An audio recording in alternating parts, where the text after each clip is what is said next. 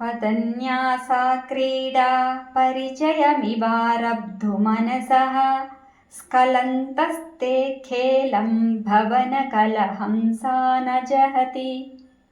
अतस्तेषां शिक्षां शुभगमनिमञ्जीररणितच्छलादाचाक्षाणां चरणकमलं चारुचरिते गतास्ते मञ्चत्वं द्रुहिणहरिरुद्रेश्वरभृतः शिवस्वच्छाया घटितकपटप्रच्छदपटः त्वदीयानां भासां प्रतिफलनरागारुणतया शरीरी शृङ्गारो रस इव दृशां दोङ्गिकुतुकम् अरालाकेशेषु प्रकृतिसरला मन्दहसिते शिरीशाभाचित्ते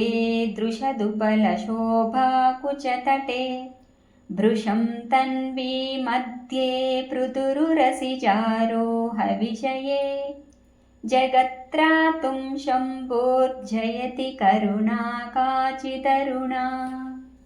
कलङ्कः कस्तूरी रजनिकरबिम्बं जलमयं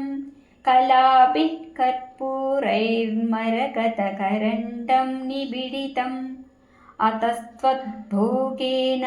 प्रतिदिनमितं रिक्तकुहरं विदिद्भूयो भूयो निबिडयति नूनं तव कृते पुरारातेरन्तः पुरमसि ततः स्वच्चरणयो सपर्यामर्यादा तरलकरणानमसुलभा तथा ह्येते नीताः